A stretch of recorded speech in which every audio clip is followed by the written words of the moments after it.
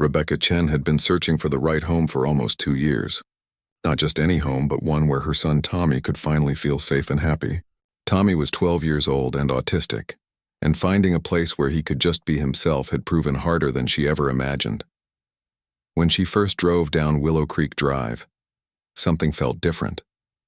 The street was quiet, lined with oak trees that created a canopy of shade. Kids rode bikes in cul-de-sacs, neighbors chatted over fences, and there was a community pool that sparkled in the afternoon sun. The house itself was perfect, a modest 3-bedroom ranch with a fenced backyard and a wide, smooth driveway where Tommy could ride his special bike. The day they moved in, Rebecca made sure to mention Tommy's autism to a few neighbors. She wanted to be upfront about it. Tommy had his quirks like any kid with autism. He made sounds sometimes, happy humming or verbal stims that helped him process his feelings. He had routines that kept him calm and focused. And yes, sometimes he had meltdowns when things got overwhelming. But he was a sweet, gentle kid who loved dinosaurs, swimming, and riding his adaptive tricycle. The neighbors seemed nice enough. Mrs. Patterson from next door brought over a casserole and welcomed them warmly. The Nguyen family across the street had 2 teenagers who waved politely. Everything seemed normal, peaceful even. Rebecca started to relax. Maybe this time would be different. What Rebecca didn't tell anyone was what she did for a living. She was the district attorney for the entire county. It wasn't something she broadcast, especially not in her personal life. She'd learned years ago that people treated her differently when they knew. Some got nervous, others tried to use the connection, and a few became overly friendly in ways that felt fake. More importantly, she wanted to protect Tommy. Being the DA meant she'd put dangerous people behind bars, and the last thing she needed was her home address becoming common knowledge, so she kept it simple. When neighbors asked what she did, she'd say she worked downtown in the legal field. She drove a regular Honda, wore jeans and sweaters at home, and never brought work documents outside the office. To everyone in Willow Creek Estates, she was just Becca, a single mom doing her best.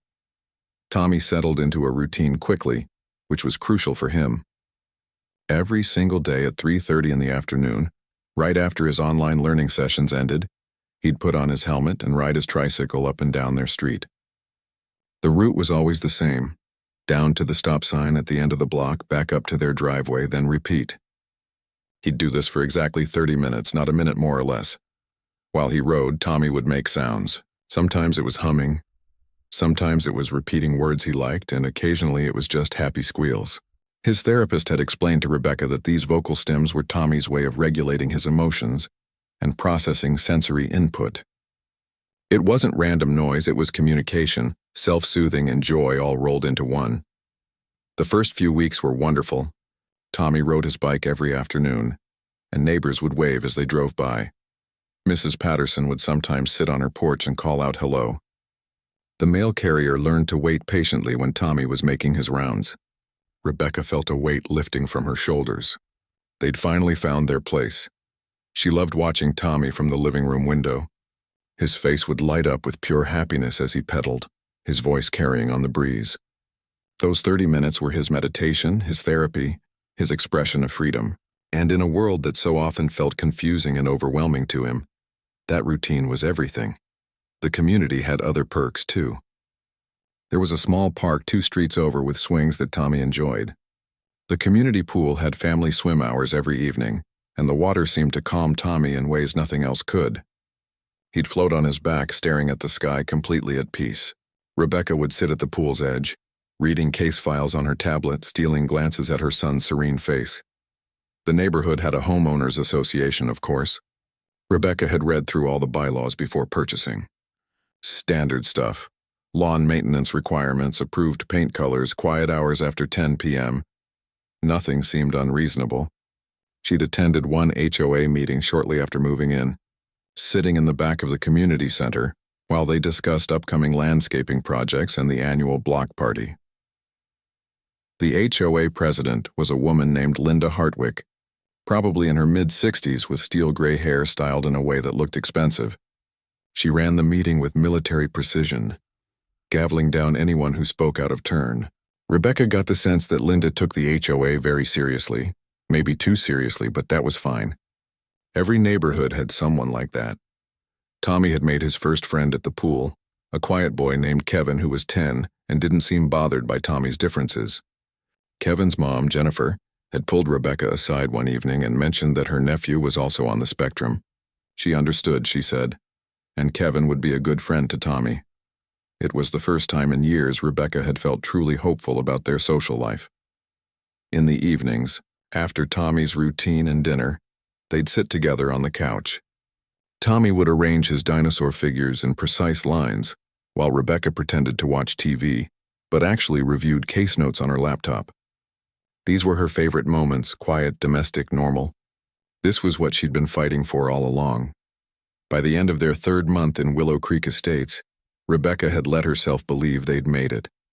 They'd found their forever home. Tommy was thriving. She was managing her demanding job and life felt stable in a way it hadn't in years.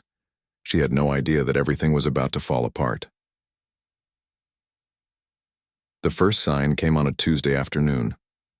Rebecca was working from home on a video call with her staff about an upcoming trial when she heard Tommy come inside earlier than usual. His 30 minutes weren't up yet. She ended the call quickly and found him standing in the kitchen, his helmet still on, looking distressed. Something had happened outside, but Tommy couldn't quite explain what. He kept saying angry face and pointing, which meant someone had confronted him. Rebecca's protective instincts flared immediately. She gently removed his helmet, gave him his favorite snack, and once he'd calmed down, went to check the mailbox. That's when she found it, a white envelope unmarked, tucked between bills and grocery store flyers. Inside was a printed letter on official HOA letterhead. As Rebecca read the words, her blood ran cold. Part 2. Rebecca read the letter 3 times, each time hoping she'd misunderstood. But the message was clear. The Willow Creek Estates Homeowners Association had received multiple complaints about disruptive noise and concerning behavior from a resident at her address. The letter, signed by Linda Hartwick in swooping cursive, cited specific HOA bylaws about maintaining peaceful enjoyment of the community and standards of conduct in common areas. They were talking about Tommy, her 12-year-old son, a child riding his bike in front of his own home. The letter demanded that Rebecca address the situation immediately and warned that continued violations may result in fines and further action. There was a phone number to call for a meeting with the HOA. Rebecca sat down at her kitchen table, her legal mind already working through the implications.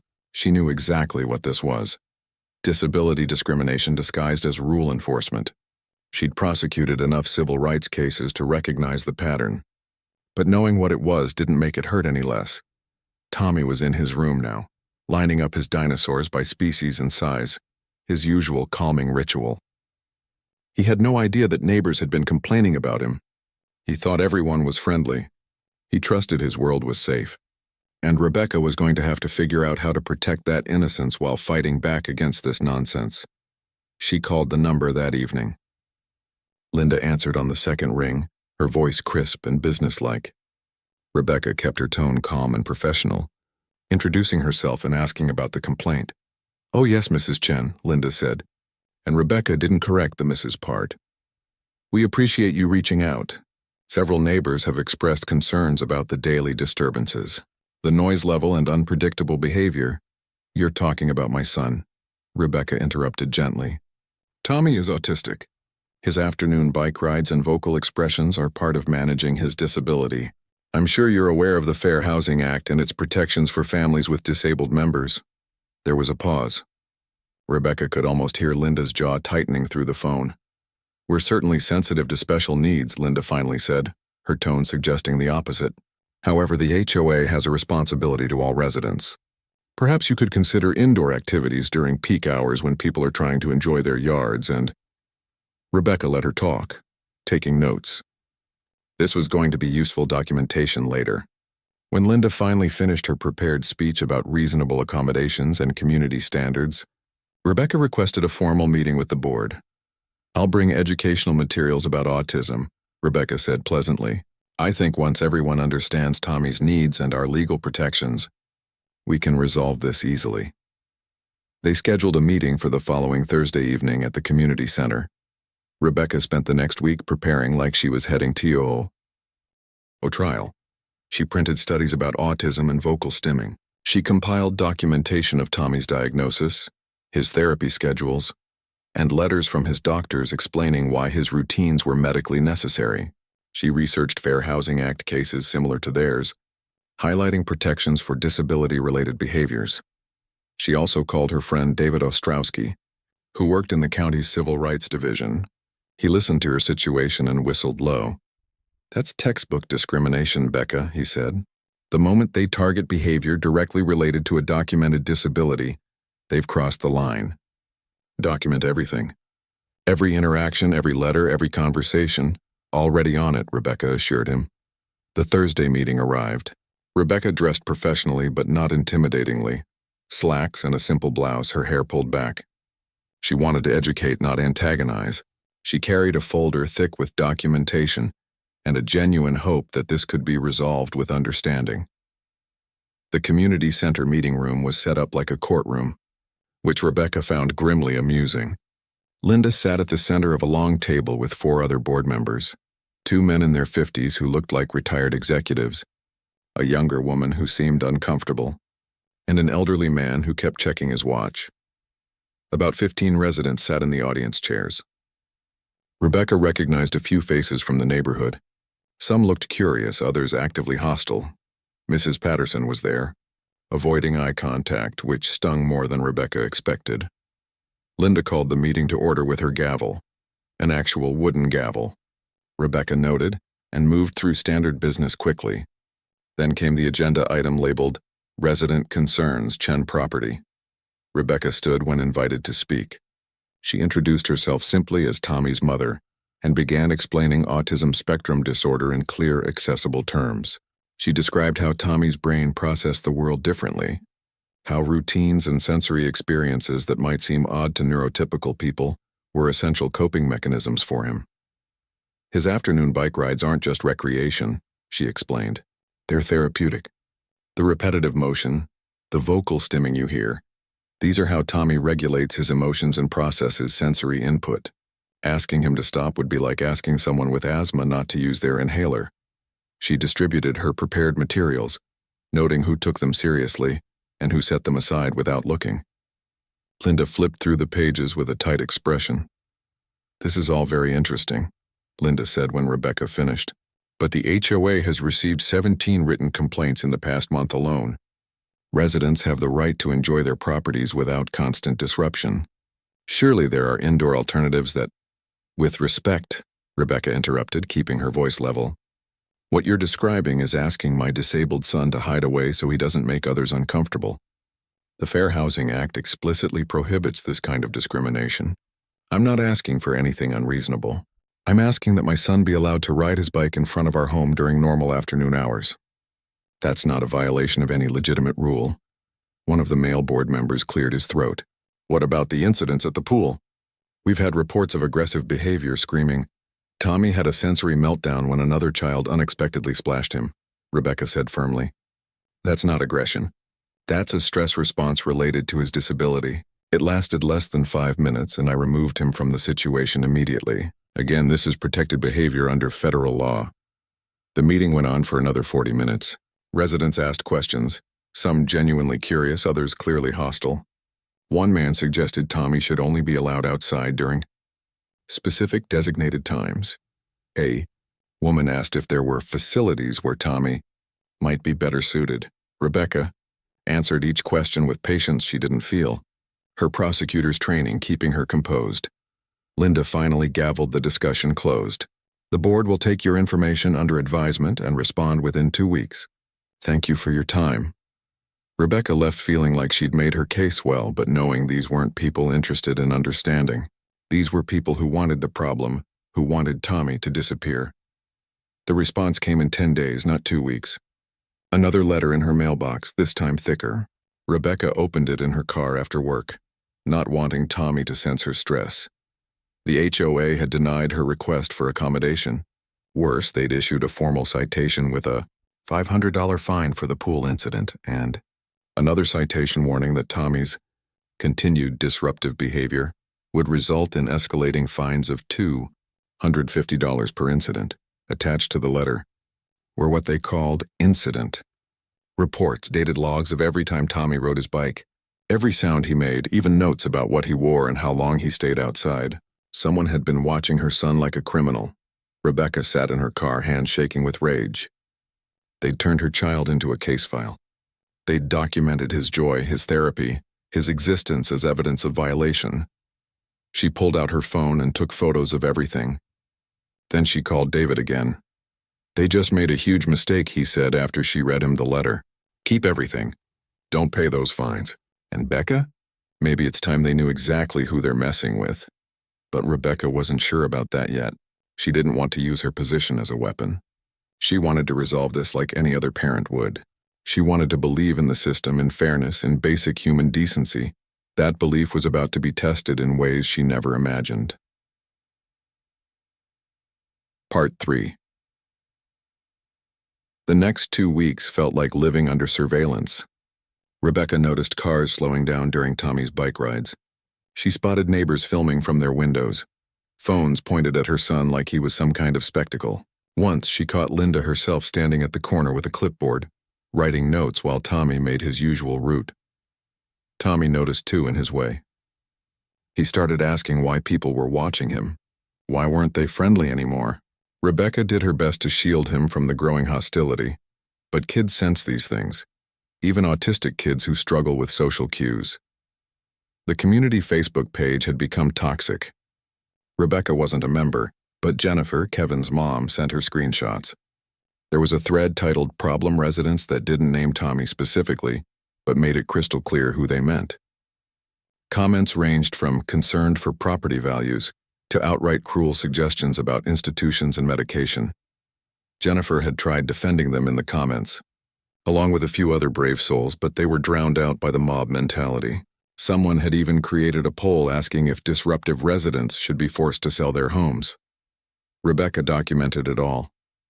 Every post, every comment, every piece of evidence that this had become a coordinated harassment campaign. Her prosecutor instincts were screaming that this had crossed from petty neighborhood drama into something legally actionable. Then came the second fine.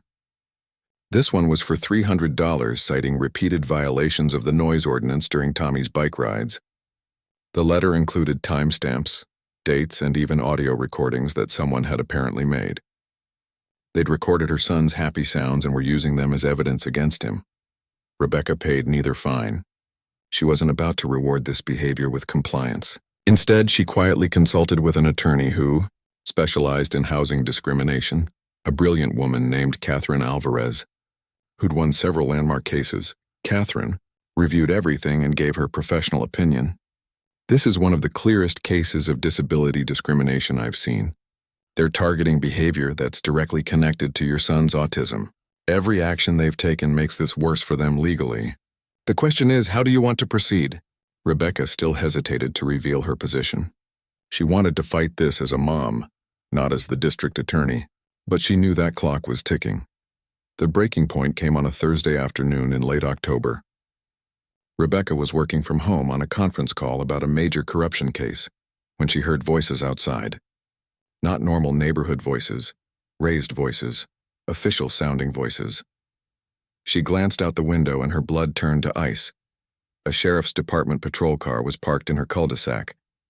A uniformed deputy was standing near Tommy, who'd stopped his bike and was showing clear signs of distress, rocking slightly, hands flapping, his face scrunched in the expression that usually preceded a meltdown.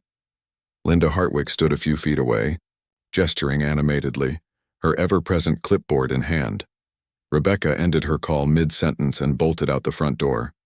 She ran across her lawn so fast she nearly tripped, her heart pounding with a mother's primal fear. "Ma'am, please stay back," the deputy said, holding up a hand as she approached. His nameplate read Morrison. He looked young, maybe late 20s, clearly uncomfortable with the situation. "That's my son," Rebecca said, forcing her voice to stay calm despite wanting to scream. She positioned herself between Morrison and Tommy, her body language protective but not threatening. "Tommy, it's okay, sweetie. Come stand behind Mommy." Tommy shuffled behind her, his stimming intensified by the stress, as he was making his distress sound, a high-pitched humming that meant he was close to overload. Ma'am, we've received multiple calls about a disturbance, Deputy Morrison said, glancing at his notepad. Reports of erratic behavior, possible mental health crisis. What? Rebecca's voice came out sharper than intended. Who called this in? Linda stepped forward, her spine straight, clipboard raised like a shield. The HOA has a responsibility to ensure community safety. When a resident exhibits concerning behavior and refuses to comply with repeated warnings, we have every right to request law enforcement assistance. Rebecca looked at the deputy. Officer Morrison, my 12-year-old autistic son was riding his bicycle in front of our home. That's not a disturbance. That's not erratic behavior. That's a disabled child engaging in therapeutic activity on his own property. Morrison's expression shifted slightly. He looked at Tommy, really looked at him for the first time, saw the helmet, the adaptive tricycle, the obvious signs of developmental disability.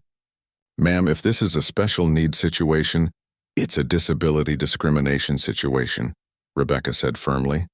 And calling law enforcement on a disabled child engaged in legal, peaceful activity is going to create significant problems for whoever made that decision. Linda's confident posture wavered just slightly. That's absurd. The HOA has documentation of dozens of violations of what? Rebecca turned to face her fully now. Of a disabled child existing in his own neighborhood. Of therapeutic behaviors protected under federal law. Tell me, Linda, when you called 911, did you mention that you were reporting a 12-year-old autistic child? Or did you describe him in a way designed to make law enforcement think there was an actual threat? Linda's face flushed. I described the situation accurately.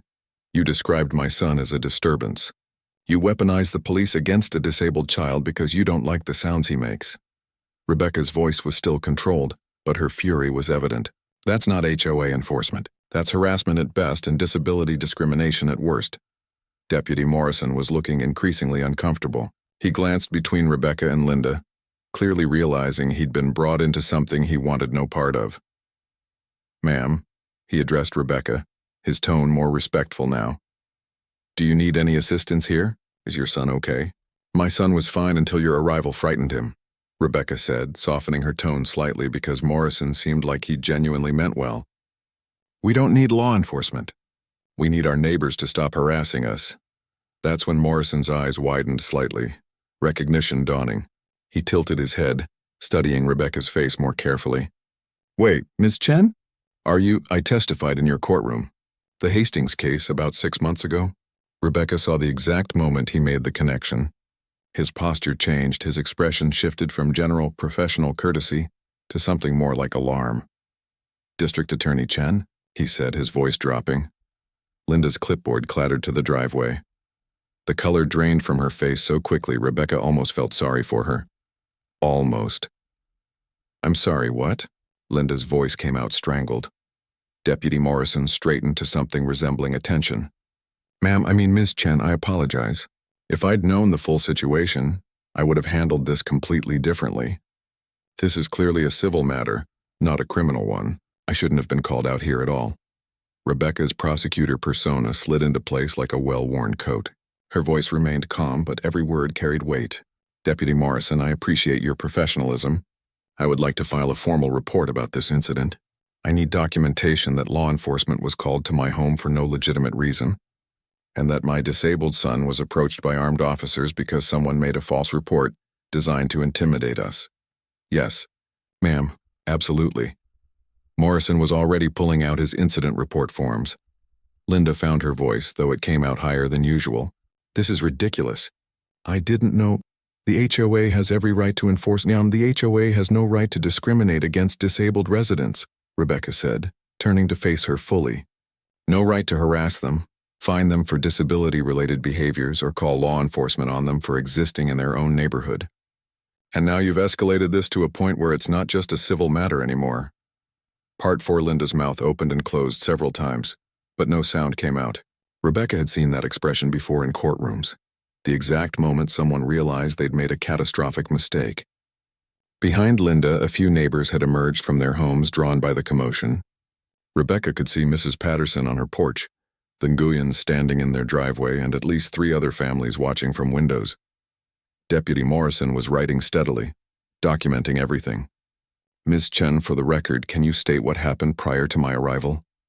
Rebecca kept one hand on Tommy's shoulder, feeling him gradually calm behind her. My son was riding his bicycle in our cul-de-sac, as he does every afternoon at the same time.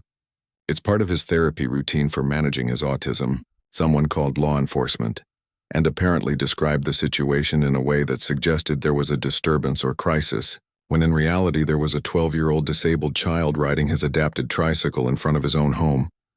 Morrison nodded, still writing. And you're stating that this call was made in bad faith?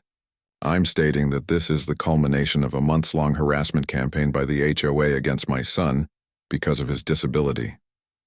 Rebecca's voice was measured, professional. I have documentation of repeated complaints, fines, and violations issued specifically targeting disability-related behaviors. Calling law enforcement represents an escalation of that harassment and potentially constitutes several violations of federal and state law. Now wait just a minute. Linda tried to interrupt. Ma'am, please let Ms. Chen finish, Morrison said, and Rebecca appreciated the backup. I'm not interested in arguing on the street, Rebecca continued. Deputy Morrison, I'd like this incident documented. I'll be filing formal complaints with the appropriate agencies, and I'll be consulting with attorneys who specialize in housing discrimination. That's all I need from law enforcement at this time. Morrison handed her a card with the incident report number. You can pick up a copy at the station within 48 hours. And Ms. Chen? For what it's worth, I'm sorry you were put in this position. This shouldn't have happened. Thank you, Deputy Morrison. I appreciate your professionalism.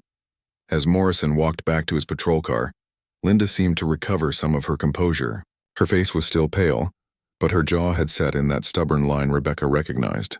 You can throw around legal threats all you want, but the HOA has rules and documentation, Linda, Rebecca said quietly.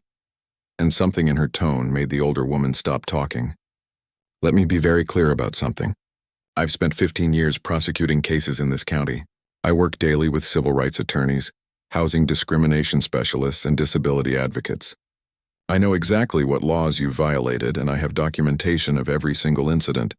She paused, letting that sink in. I didn't want this to be a legal battle.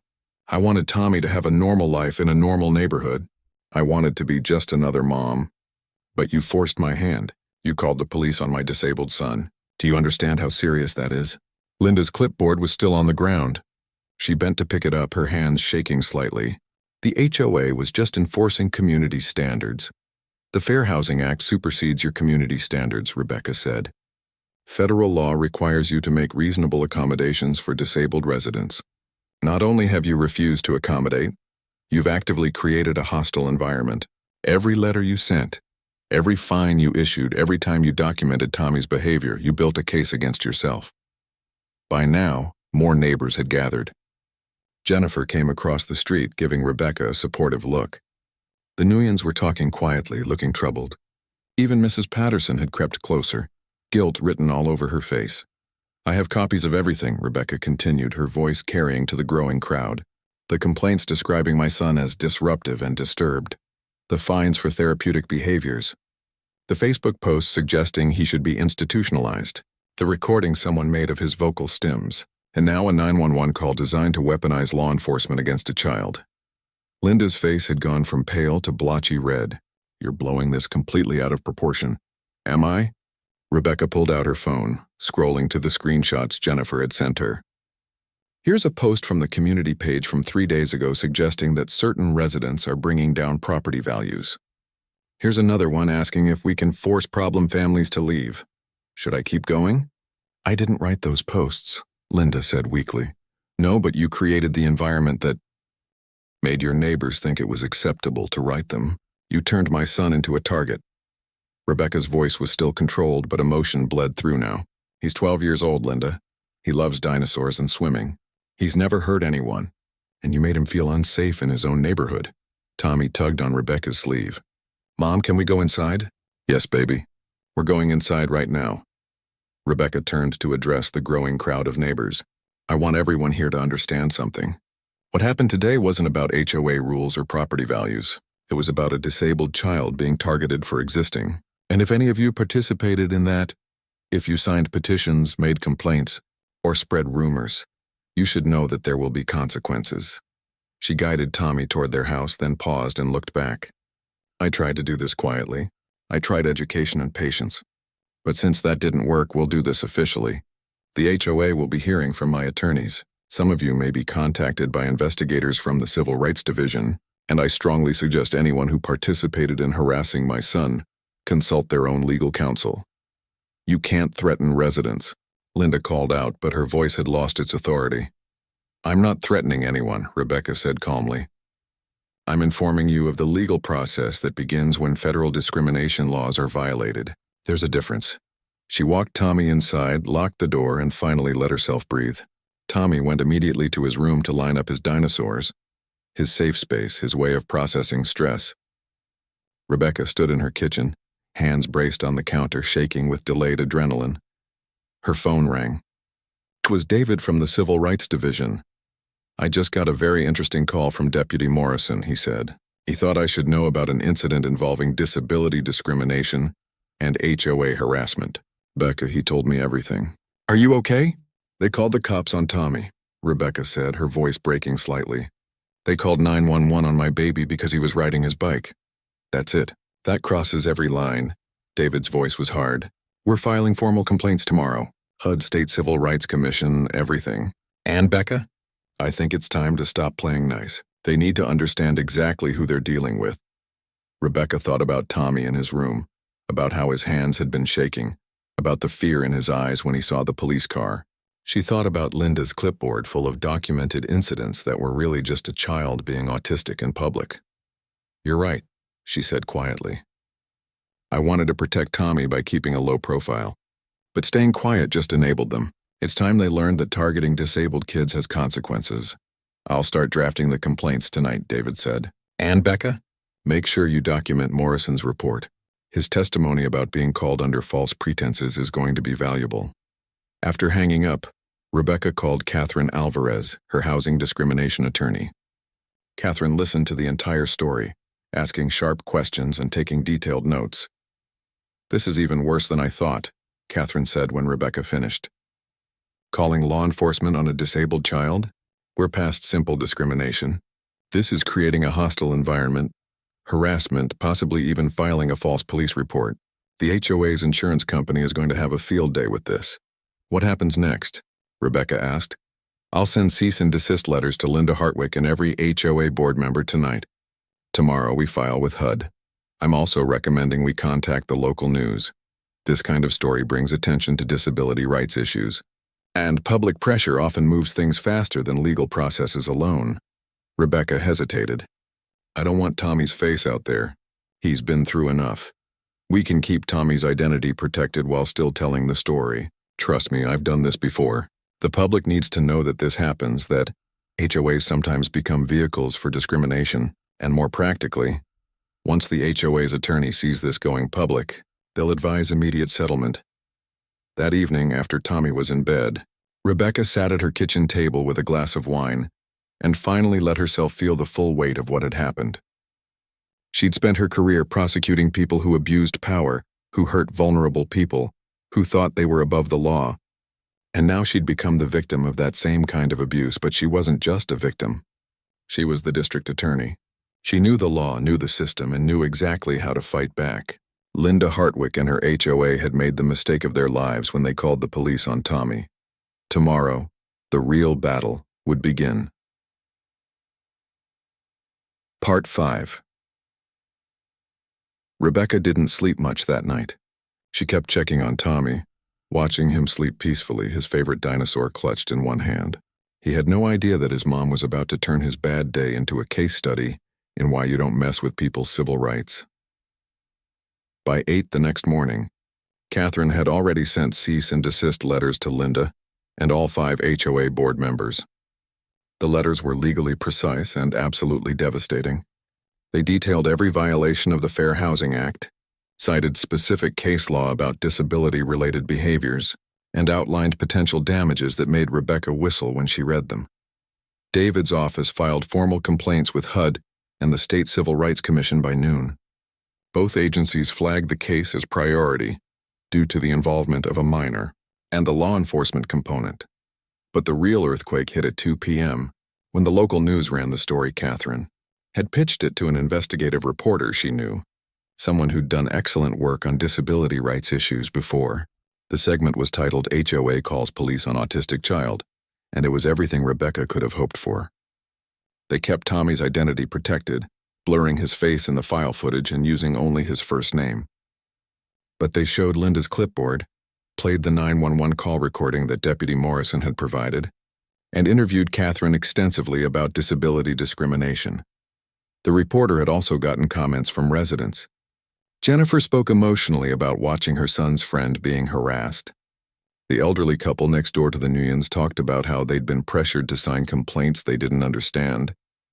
Even Mrs. Patterson appeared, tearfully admitting she'd been wrong. The segment ended with a pointed question.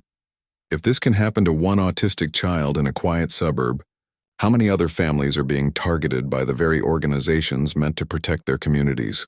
Rebecca's phone exploded.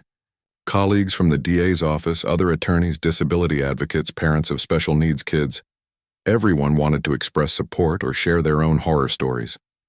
The county's social media accounts lit up with people demanding accountability. But the most satisfying call came at 4:30. It was Catherine, and Rebecca could hear the smile in her voice. The HOA's attorney just called me. They want to settle, immediately. That was fast, Rebecca said.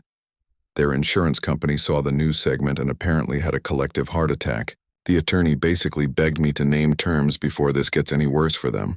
He said, and I quote, "We cannot afford to have the district attorney as an opposing party in a civil rights lawsuit." Rebecca thought about Tommy's frightened face when he saw the police car. She thought about months of harassment, the complaints, the fines, the surveillance. She thought about every autistic kid whose family couldn't fight back the way she could. "Here's what I want," she said. The settlement terms were finalized within 48 hours. Linda Hartwick resigned from the HOA board effective immediately and agreed to attend a disability awareness training program. The HOA issued a formal public apology, not just to Rebecca and Tommy, but to all residents with disabilities. They refunded every penny of the fines plus additional compensation for emotional distress. But Rebecca's favorite part was the permanent changes to the HOA bylaws. They added explicit protections for disability-related behaviors, created a formal accommodation request process that complied with Fair Housing Act requirements and mandated annual training for all board members on disability rights and fair housing laws. Any future violation would trigger automatic outside review. The HOA also agreed to send a letter to every resident explaining what had happened and why it was wrong. Catherine had drafted it, and it pulled no punches about the seriousness of disability discrimination. The news coverage continued for another week. Disability rights organizations used the case as an example of why fair housing protections matter. Several other families came forward with their own HOA discrimination stories. The state legislature even began discussing stronger oversight of homeowners associations. But the real changes happened in Willow Creek Estates itself. 3 days after the settlement, Rebecca found a note in her mailbox. It was from Mrs. Patterson, handwritten on flowered stationery. "Dear Rebecca, I owe you and Tommy a sincere apology. I signed that petition because Linda made it seem reasonable, like we were just maintaining standards. I didn't think about what it would mean for Tommy. I didn't think about how my actions would hurt a child. I was wrong, and I'm sorry. If you're willing, I'd love to learn more about autism so I can be a better neighbor."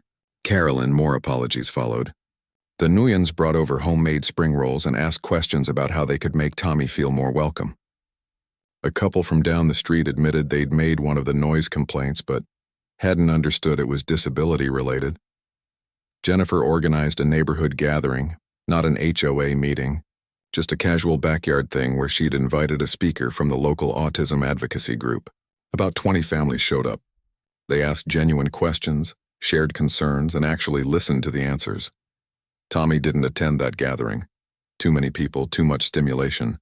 But he was there in spirit. Rebecca shared photos of him, told stories about his challenges and triumphs, and helped neighbors understand that autism wasn't something scary or bad. It was just a different way of experiencing the world. The new HOA board was elected within a month. Every single one of Linda's allies lost their seats. The new president was a retired special education teacher named Robert Mitchell, who immediately reached out to Rebecca to assure her that things would be different.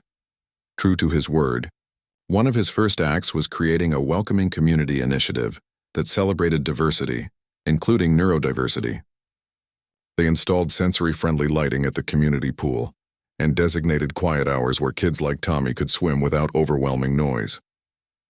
Tommy's afternoon bike rides continued, of course. But now, occasionally, other kids would ride with him. They'd learn to appreciate his unique perspective, to enjoy his happiness without expecting him to perform normalcy for their comfort. Kevin was there most days, and a little girl named Ashley from 2 streets over had become Tommy's special friend. She was autistic too, and her family had moved to Willow Creek specifically because they'd heard it was becoming more accepting. Rebecca still worked long hours as district attorney, but she felt lighter now. She'd fought for her son the same way she fought for justice in her courtroom, with facts, determination, and an unwavering belief that the law should protect everyone, especially the vulnerable. One evening, about 3 months after everything happened, Rebecca was sitting on her porch watching Tommy ride his bike. The sun was setting, painting the sky in shades of orange and pink. Tommy was humming his happy sound, the one that Linda had recorded as evidence of disturbance. To Rebecca, it was the most beautiful sound in the world. Jennifer walked over from across the street, carrying 2 glasses of iced tea. "Thought you might want some company," she said, settling into the chair next to Rebecca.